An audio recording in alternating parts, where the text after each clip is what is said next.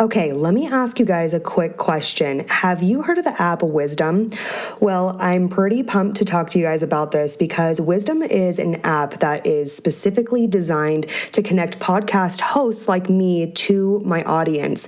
And you guys know that I love connecting with you. I love getting your questions and helping you achieve your money goals. So all you have to do is download the Wisdom app. It's completely free. You make a free profile, you put in your interests, what type of live feeds or content creators you would like to listen in on their live feed, and it'll populate that for you guys. And so you can also go and search for content creators like myself, and you can connect with them live on the app. So this is what I want to do, guys. Let's connect on Monday, December 6th, 1 to 1:30 Mountain Standard Time.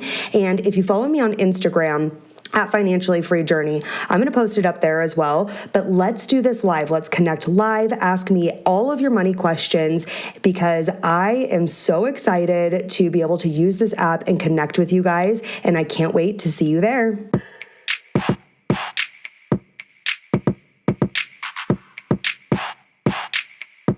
Well, welcome back to another episode of the Financially Free Journey podcast, and I'm your host, Courtney Dyer. And as you know, this podcast aims to dispel the seemingly complex topic of personal finances and money management, debt, savings, investing, retirement, small business. I mean, everything you can think of, right? And today I am bringing Myra Oliver on. And Myra Oliver, she actually just wrote a book. It's called Down Home Money. And it launched in October and became an Amazon bestseller within, guys, 2 weeks. So you know that this is a good read. And it's blazing the charts with the financial, accounting, and engineering categories. So you are definitely someone that's going to want to check this out because you like listening to financial podcasts. And she also has Entrepreneur Magazine. They have called her book one of the 8 books to help you find financial bliss. So if that doesn't tell you, what you need to know about the book, I don't know what will. But I'd love for you guys to welcome her on warmly. And we're going to be talking about financial freedom and, how she's helped so many people achieve financial freedom. So Myra, welcome to the show today. Oh my gosh, Courtney, thank you so much for having me. I really appreciate you. Okay, where are you at? Tell the listeners where you're located. So I live in Denton, Texas. I also have a home in Kentucky. I just sold my condo in Florida, but I'm looking for another one. Oh, very nice. You're like, okay, I need another one so I can get that Florida sunshine, that yes. Vitamin D. Yes. Were you affected at all by the hurricane, or have you had some interesting weather lately? We have not. We were farther enough away, I think, that we didn't have any problems. So we were blessed. Thank goodness. Yeah. Oh, good. Well, that's good to hear. And I think about people down south right now. I'm like, it's just every time you turn on the news, you've got like a hurricane, a tornado, or just something going on. I'm like, that part of the country they need to catch a break. So I'm glad you weren't affected. Yes. Okay. So let's talk about financial freedom, shall we? This is like my favorite topic. Obviously, what the show is called Financially Free Journey. So talk to the listeners a little bit more about just your journey to financial freedom. Sure. Well, it started, I was very young when it started. And, I grew up in Kentucky and both my mom and dad were school teachers. And so I was the youngest of 3, and I watched my mom and dad, Courtney, struggle paycheck to paycheck. They worked 2 jobs. So they would come home, they would feed us, and then they would go to their second jobs. And honestly, I watched that and I really realized later, and not when I was young, because I just kept asking for stuff, right? We want stuff as kids. Yeah. And so they were giving us everything we wanted.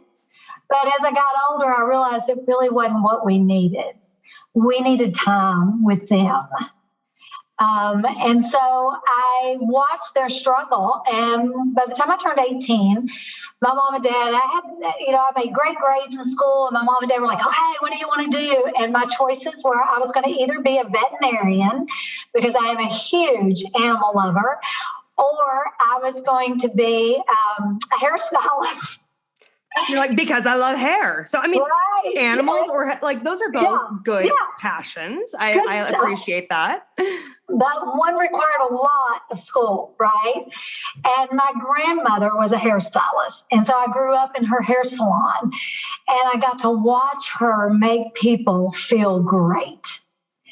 And as I was watching this and how she made people feel so good, I was like, I want to do that. It just felt good. I loved hair. And so I decided I'm going to Dallas. I graduated high school, packed up my car. I went to Dallas to go to school to do hair. And that's how I got started. And the thing was for me, why I wanted to do hair was because I just felt like I could be self-employed, entrepreneurial lifestyle, because that's what it looked like, because my grandmother owned her own salon, right? So by the time I got here, I went to school to do hair. I put myself through school. I worked like 3 jobs to do that. And I bought a hair salon. And my dad financed it for me. Ooh. Right off the bat. And so, I was doing $5 haircuts and $25 perms. And I did that for 13 years. I met my husband here in Dallas. That's why I stayed. And my husband was a policeman and I'm a hairstylist. And we decided we wanted financial freedom. I lost my dad at age 22. Oh, man. And so in the middle of all this, and it really made me realize I missed out on so much time with them when I was younger because they were working so hard to give us stuff that they thought we wanted. There's something that you touched on that I wanted to reiterate is when you were you had this epiphany, it seemed like that instead of the things, like you didn't need more things from your parents, you really wanted more time with your parents. And I like to replace, instead of saying financial freedom, I love to say time freedom, because to me, that's what financial freedom represents, is the ability to do what I want, when I want, where I want, with who I want, with my time, right? Someone else is dictating my activities. And, so that really hit home and especially with the passing of your father and saying, I wish that I had more time with him. And they were trying their very, very best to give you guys what you needed. And it sounds like that created an epiphany for you. Like, I want time freedom. Yes, it did. And especially when I lost my dad, right, it just kind of smacked me right between the eyes that listen, you've got a decision to make. Do you want stuff or do you want freedom? And so when I met my husband, we just made a plan. We just decided that we were going to figure out a way to build passive income streams so that we no longer had to trade our time for money.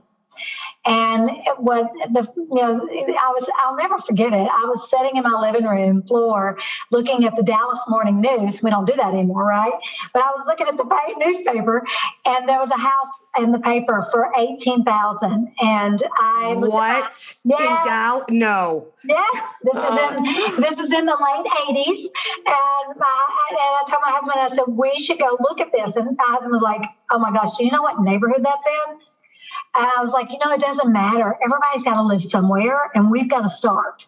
So we went and looked at it. Within a few hours, we were in contract on our first rental property, and the rest is history. I mean, we bought over the next 13 years. It took me 13 years to get to financial freedom or financial independence, whichever you like to call it. And it took 13 years and 10 houses to throw us off $5,000 a month. And keep in mind, now financial freedom's really cool because there's been some great books, and the millennials have really made this a big part of their life. Whereas, keep in mind, I'm Generation X, and in the 80s, Your Money or Your Life didn't even come out till 1992. Yeah. So we're on more of a pioneering of this idea, right? And so when that book came out, it changed everything for us because now there was somebody else that was doing what we really wanted to do. And so we just got real purposeful with our money. We were living on 50% of what we made, and we were using the rest to put down payments on houses. Because we knew if we could make $5,000 net for our family a month, that both of us, my husband could quit the police department and I could sell my hair salon. And that's what we did. I was 33 when I retired the first time. Oh my gosh. That's amazing. Well, and that's again, I think a lot of people get scared of this. We have a comfort zone, right, with our earned Right. income, because we know it feels safer because we're like, okay, in 2 weeks, every other Friday, I'm going to get X amount of money. So it feels very safe, right? There's an allure to that. And especially with a profession like a police officer, because you've got a pension that you also need to be able to replace, right? Where it's like in retirement, that's, quote unquote, free money. But you have to dedicate so much time to be able to receive that. And so you think, okay, being able to move out of my comfort zone and have this money that we know we can count on, that's the thought at least. And then taking it into your own hands, it can be a very scary process. And so I guess my question to you is, it sounds like, okay, you guys were living on 50% of your income. I have a lot of people that reach out to me and say, hey, that's great in concept, but there's no way I can do that with inflation, with having, 3 kids at home. We don't have the ability to live on 50% of our income. So what do you say to those people? I said, what can you live on? And first, you've got to look at a budget. And yes, this comes with sacrifice. So, when you're telling me you can't, what you're truly saying is you're not interested. And it's about commitment. And what are you committed to save every month? And I find that, because me too, I hear that a lot from people. And then it's really interesting to me, because then I have people that, I have a gal that I've been coaching that she makes over $1 million a year. But Courtney, when you spend $1 million too, it's still a deficit. Yeah. Yep. Yeah. Yep. And so what we had to do is she had to sell that big house that was weighing her down, and she needed to sell the 4 cars. There are 2 people driving 4 cars, so we're going to get rid of 2 of them. And we're going to get real purposeful on what it is and get some clarity, on what it is you really want. Because do you want financial freedom or not? Because it's just like anything. So many people go to college 4, 6, 8 years. And that's some serious delayed gratification before you start earning an income. So what are you willing to do for this? I think that is the hardest question for people to really answer, what they're willing to do.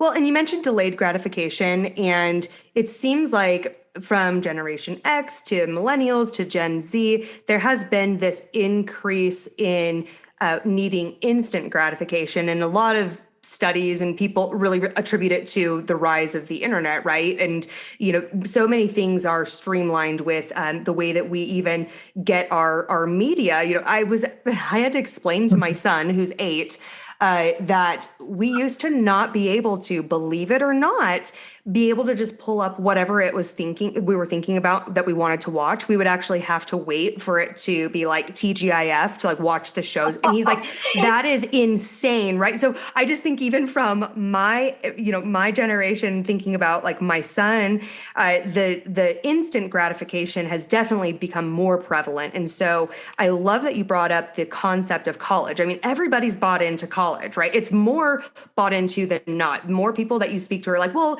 yeah, I do think that my child or I should go to college. You hear that more than people saying, no, I do not believe in the college system. It doesn't work. It's not worth it. But people are willing to invest minimum of 4 to, up to 12 years of gratification for a perceived income that they'll receive that's not even promised, right? Especially depending on what you're going to college for. So I love that your idea of that delayed gratification and being able to recognize you're already doing that in other aspects of your life. What are you willing to, delay in order to be financially free? Yeah. Honestly, financial freedom is for everyone. And there's all different kinds of levels of financial freedom. And it is a very personal decision or course that you take. Everybody's different. And I think that we get so caught up in thinking, what are other people doing?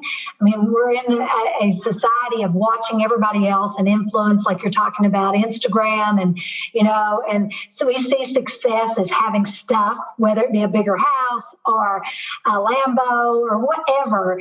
And what I have found, and, because later on, at 33, I retired the first time on, $5,000 a month was our net income. And that's if we didn't have any, like a AC unit go out or something major, right? In our rent houses, because that's where the money was coming from.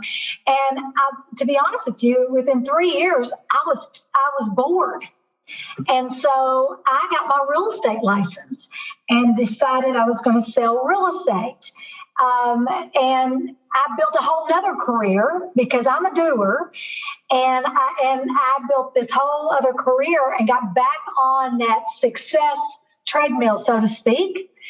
And to be really candid and honest with you, money does not give you happiness. And what I found is I was chasing someone else's dreams. And when I finally got clarity the second time on what do I really want, right? I was the number one salesperson in my town, and then I ended up owning the franchise, the real estate franchise. Then I went to work for the international company and opened franchise in Ohio, Kentucky, and Indiana, real estate franchises. Because I think you get going and you think more, but you really aren't realizing because anytime you say yes to something, you're saying no to something else. And what I found, because I was traveling so much, that I was saying yes to work and making more money, but I was saying no to my family.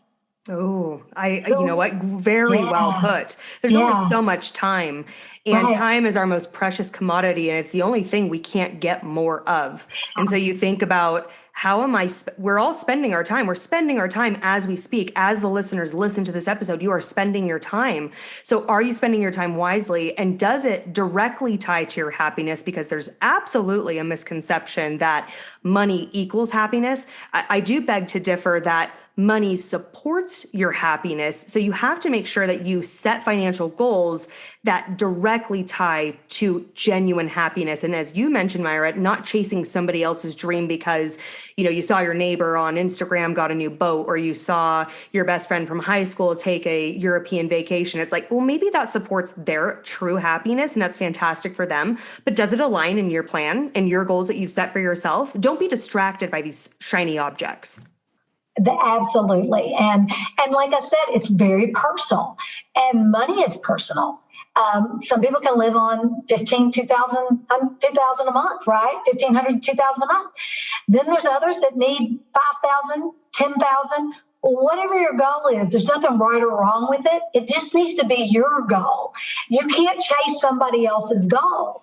And I think the clarity is so powerful for financial freedom and for determining what it is you really want. For me, now it is about freedom of time. I really understand that time is finite and money is infinite.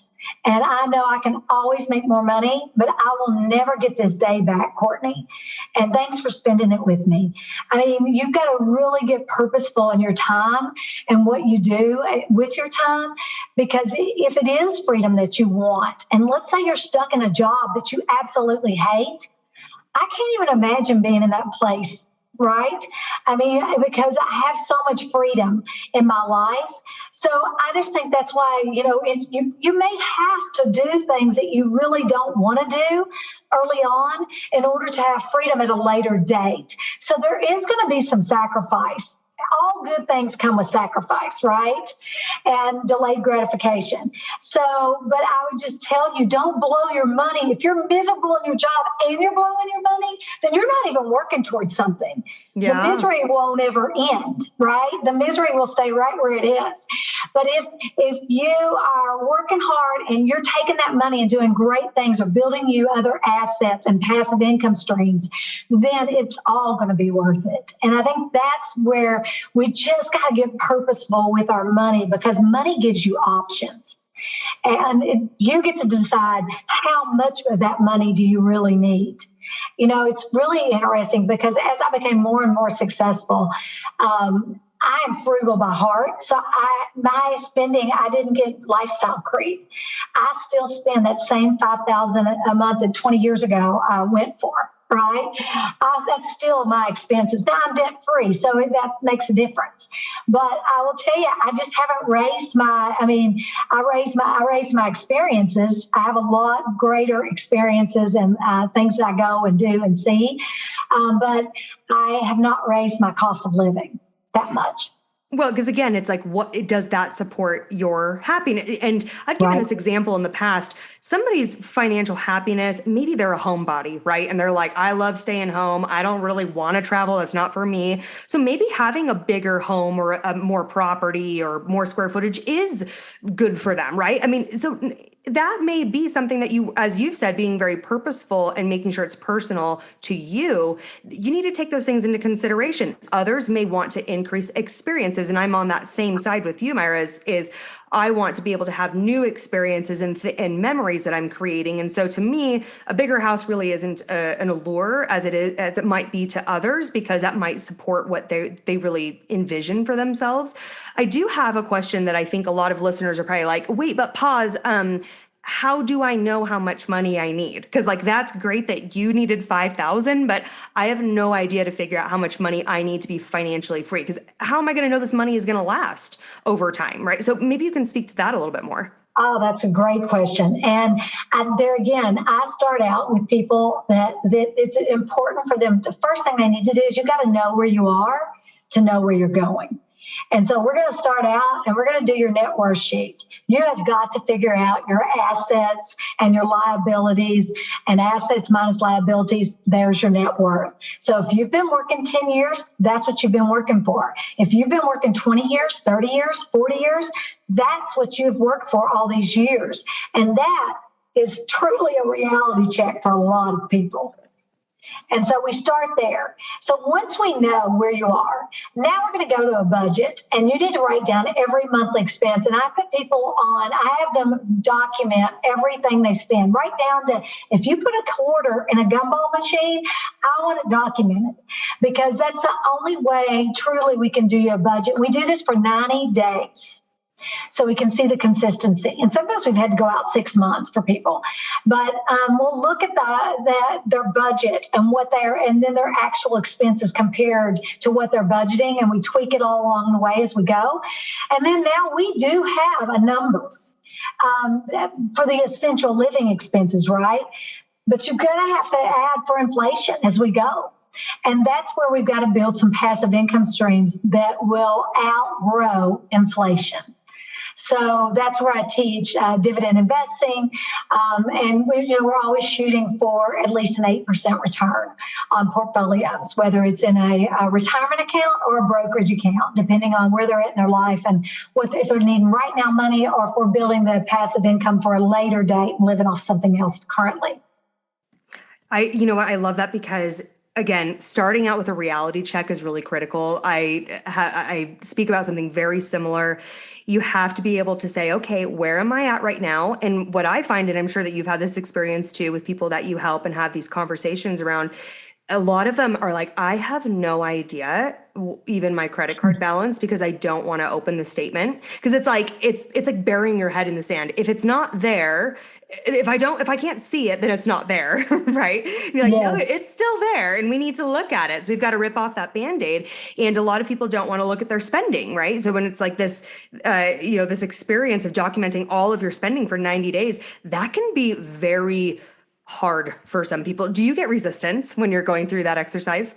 Of course. And then I will tell you, Courtney, I am very selective on people, coaching people, because I don't want frustration in my life.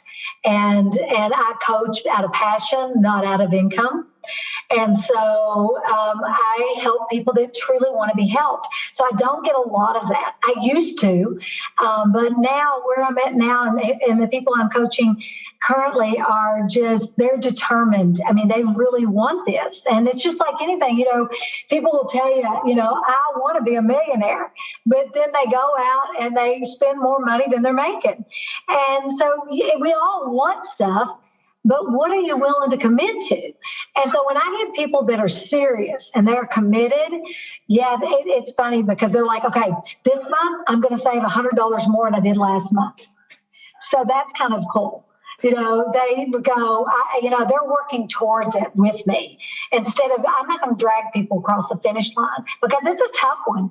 Let's just face it. Financial freedom is, it's simple, but it's not easy because of it is ongoing every day. And you're having to pay attention to every penny you spend to get there, especially, if you're not in a high income earning. If you're not a high income earner, this is going to feel like work. Absolutely. But it's so worth it. So Absolutely. worth it. Absolutely. Yeah. So you help them. Okay. So they look at their net worth, right? Where you take all your assets, you minus your liabilities. That's your net worth. We put it down on a personal financial, worksheet. We create a budget. You got to document all of the spending for 90 days.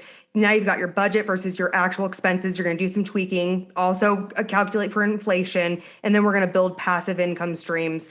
And you talk a lot about dividend investing. Can you expand on that a little bit for the listeners if they're not aware of what that means exactly? Absolutely. So this has been a new journey for me, Courtney. When I started, and I was cutting hair, one of my clients shared with me that I should open a simplified employer pension because I'm self-employed as a hairstylist, right? And I was like, oh, you know what? I'm never going to worry about retirement. I'm in my 20s. Yeah. And he laughed and he said, no, it's a great tax write-off for you. And you will be a millionaire if you do what I tell you to do. So I got on with Vanguard and he shared it with me. And back in those days, I had to mail them a check to open my account and do the paperwork. They mailed me the paperwork. I mailed the check and did the account. And I started doing monthly contributions, buying the Vanguard 500, S&P 500 index fund. And so this is, 20-something years ago. And the really interesting thing, after 10 years, it was worth about $165,000. So yay. Yay. $100 a month. And then I upped it a little bit as I started making more money. So I would up it, but never more than $300-400 a month. And so within 10 years, it was $165,000. At the 20-year mark, it was worth over $1 million. Wow. Well, and you think you never exceeded how much per month? 400, right. You said? Yeah. Mm-hmm. So it's not like you were saving thousands. So I really want to reiterate that really quick for the listeners, because you may say, oh, that's great for you, Myra, but I can't, sock away $2,000 a month or whatever it is. Right. No, it was never more than $400 a month over what period of time? 20 years? Over 20 years. And so the, majority was while I was cutting hair, and that was $100 a month. We couldn't afford anymore because we were living on policeman hairstylist salary, and we were only living off half of it. And so the most I could give was like $100. And plus, I'm in my 20s thinking I'll never need it, right? Yeah. But I was fascinated how that truly worked. And it was funny because I never really watched that account because we were buying rental properties, and that was really what we were focusing on. So there's so many different ways to build you another income, and that's what people need to understand. But I was getting dividends. So Courtney, what I learned in those, when I look back, I would learn that every quarter, the Vanguard 500, S&P 500 was paying me dividends and giving me more shares. So those two were compounding on top of my monthly contribution. And you would just have your dividends reinvest back into the fund. Yep. Exactly. Yep. So in March of last year, when COVID hit, so keep in mind, I own 3 real estate franchises, and I'm pretty busy. But when COVID hit, I had a lot of free time, right? Because I was stuck in Texas, and one of my franchises was in Columbus and Florence, Kentucky, and then Denton, Texas. So I was stuck here. So I had all this free time. So I decided to start a YouTube channel. And I just started to do dividend investing, and I started studying it. And I wanted to sell some of my real estate because I'm really heavy in real estate. And I wanted to diversify a little more because I'd watched that Vanguard 500 fund go over $1 million with just putting a little in every month. And I thought, I need to diversify. I should do more of this. So I really started studying it. And it is fascinating and so passive, Courtney. Oh my goodness. And women don't do it. And we need to do this. Every woman out there needs to go open them up a brokerage account and buy some shares of stocks that pay good dividends. You can buy aristocrats, which have been paying dividends over 25 years, like Pepsi, Coca-Cola, 3M. You can buy those kind of companies and they will pay you a quarterly dividend. So I have a portfolio and I have about 76 stocks in it. Now, I will say that 25 of them make up 75% of my income yearly, but I am building. I started building to $1,000. I wanted to make $1,000 a month passive. So I started that. Got there. Then I did exactly like I did my rental property. And then this month, I had my first $10,000 a month dividend investing. I made congratulations. I made $10,616.12 to be exact. Ooh. And it's my biggest month because it's my biggest dividend, my largest in my portfolio pay on this quarter. So I will have a $10,000 month now 4 times a year. I'm still building to get all the months even because remember, dividends are usually quarterly. I do have 17 that are monthly and I love those and I'm working on that. So I've got it up to $2,000 a month on the monthly ones. So that's great. And so I teach that because that is a passive income and they're paying you monthly dividends anywhere from 4 to 8% a year on your money. And honestly, money in the bank. So I'm moving money like crazy because money in the bank's just not even, it's ridiculous. Oh, you might as well set it on fire with inflation where it's at right now. I'm moving backwards. You're moving backwards. And so but I'm having a ball doing it. And so I'm documenting it on my YouTube channel so that people can watch because I'm feeling my way forward. Here's the thing. In life, in rental properties and everything I've ever done, the hair business, the real estate business and owning franchises, I have failed my way forward. And I'm one of the first people that will tell you that, you know what, I don't have an ego around it because maybe it's because I have this great Kentucky high school education and get paid like a doctor. But there's no ego around it because I've had to learn everything the hard way. And that's through failing forward. Well, and you know what? I think it's great to be vulnerable. And for the listeners, it's not that Myra was born into wealth. You didn't inherit any money. You didn't have a financial education around, money or finance. There was no leg up, so to say, quote unquote, in your situation. You and your husband were both hardworking, blue collar workers, and you decided to live below your means, invest consistently. And it sounds like real estate and dividends. And you had mentioned aristocrat dividend stocks. And I wanted to reiterate that as well, because you can just Google aristocrat stocks and a list of stocks will pull up. And these are stocks that have consistently paid their dividends over, 100 years or 50 years or whatever it is. And so they're, as safe can be when it comes to investing in stocks in the stock market. And when you're looking at creating an income generating portfolio. And what's great with these is that you're also receiving growth in the stock. These are companies that have also traditionally continued to grow in value. So you're appreciating value of your investment portfolio, plus you're getting in so you're creating a really great growth in income stock portfolio. Yes. And it's so, it's exciting for me. I watch it every day. I spend about an hour on it and I'm just studying it and learning. And that's kind of who I am. I'm a great student. I love studying things and learning. So honestly, I'm a novice, but I am learning every day. And it's pretty exciting how passive it is because we manage our own portfolio for our rentals. And it's a lot of work. People think rental property is passive, but not when you manage it yourself. And my husband does a lot of the work on the properties. Now he's getting to where he's hiring more people. But, when you first start, that's part of it to save money. Right. And you're still trading time. Right. Exactly. And so, but it's still a great passive income. And I just wanted to explore to see if I could do it, to be real honest. with the dividends, and it's working out fabulous. I'm really enjoying it, and I love the fact that anybody can do this stuff. I mean, money it doesn't discriminate. You get to decide. I mean, how much hustling are you willing to do? I love when people tell me, well, I'm just not qualified or I'm not educated. Listen, do you think I was qualified to own 3 real estate franchises? No. And I mean, here's the thing. You can be or do or have anything you want. It's how hard and how committed are you to work towards it. So I don't like that poor, pitiful me and that mentality of that victim mentality. I mean, pull your bootstraps up. Let's go. I mean, because that's what this is about. And so, and I share that with people. I'm kind of a tough love kind of girl when I coach, because I really believe that everybody, we all are able to have whatever we want in this country.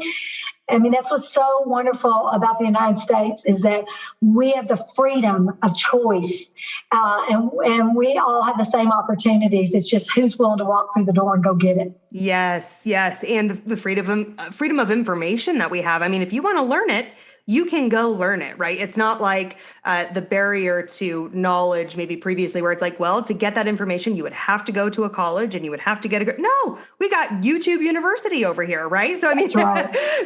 And there's a lot of people who are out, like yourself, that are out and willing to coach people and help them, be able to replicate what you've done for yourself. And so we are in a day and age where if you have the will and the drive and consistency and the restraint when it comes to like your emotional triggers, when you spend money, then you are absolutely able to achieve financial freedom. So tell the listeners before we go a little bit about your book that just came out, The Down Home Money. I like the name, by the way. Very Southern. Thank you. Well, a hillbilly from Kentucky is going to have a Southern name.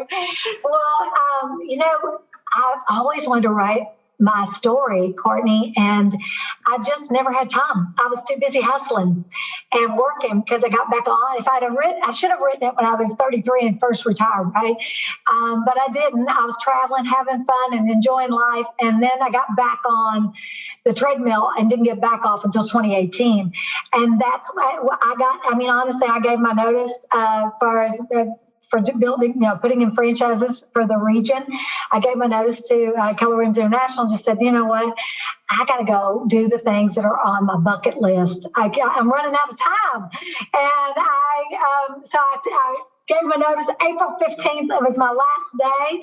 And I started writing my book. I just sat down and started writing. And what I found is it was the hardest thing I've ever done. And I'm not a writer. So I hired a coach because I'm a firm believer in coaches. I have coaches for everything. Stock market, YouTube. I mean, I got coaches for everything. And so I hired a coach to help me write the book. And that was probably the smartest thing. I don't know if I'd ever gotten it done because it still took me a year and a half or so to write it. And with help. And but it was just a labor of love. I really wanted to just share, because so many people, especially in today's time, we're taught that you got to go make money more. We're taught that more's better. And I just needed to share that some of my best memories in my life were when Rick and I were sitting out in the hot tub in our $35,000 home that we just paid off, and we're excited because we had reached that accomplishment. And I mean, that was a lot more exciting than closing another big deal. I'll be real honest with you. Sometimes when you look back in life, you really see that simplicity is where it's at. Oh, yeah. And I think that that's why I wanted to write the book. I just wanted to just share the story because I think a lot of people can relate to me because there's nothing special about me. I'm as ordinary as they come. And so, sorry, that's my chihuahua. She's she was just trying to concur your message. She was.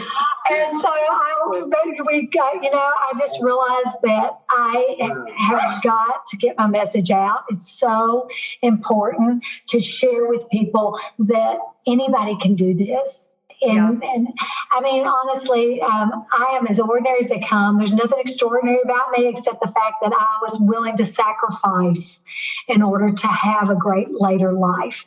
And I think that's the biggest problem, is because we want everything right now. You and I were talking about that earlier, how, I mean, we're kind of, we've been kind of programmed that way. When I was in junior high, computers didn't come to my high school until my senior year. And cell phones, we didn't have cell phones, and we didn't have everything right now. And growing up, and I'm so grateful for growing up that way, honestly, because it did give me a little more patience. Whereas I think that the younger generations now, that's going to be harder because they want everything right now. I mean, they see those expensive tennis shoes or expensive clothes or expensive things, and they feel like they've got to have it now. And I was kind of trained about, my mom was always like, you got to go work for it. So I had jobs in high school. If I wanted the new fanciest, best tennis shoes or clothes that were out, I had to pay for them myself. So I'm glad that they taught me that. They taught me delayed gratification. And I hope that we are teaching that with our children today, because I think it's so important, because you want to set them up for success, and delayed gratification is in life, period. Whether we teach it or not, it's going to happen. Right. So they might as well prepare for it and work it into their plan so you can feel happiness in the moment as well. Because I think that's a big part of it, is not recognizing and being grateful in the moment for the things that you do have and the progress that you're making, because we don't have that end result that we're picturing for ourselves right now when we see someone else online that does, when in reality it's probably a rented Lambo, but we won't get into that. So I think it's really important. Okay. So where can the listeners pick up a copy of Down Home Money? Is it on Amazon? It is on Amazon. And so it's on Amazon. And I just released the Audible, and I read it. So, good. Yeah, so the Audible's out, and then you can get it on Amazon. And then also you can go to my website, Down Home Money. And I have money tools on there and all different kinds of stuff. And just my YouTube channel is Down Home Money, and then Instagram and Facebook, Down Home Money. Love it. Okay, guys. Down Home, I'll make sure to link it in the show notes as well. So that way you can just click on that easily to go to Myra's website, and you can check out the book and all that. And I love the Audible, because I love listening to books while I'm like cleaning or working, because it's, again, moms, we have to multitask everything. There's only so much time. So I'll make sure to link that for you guys. But Myra, thanks for coming on today and sharing your story with us.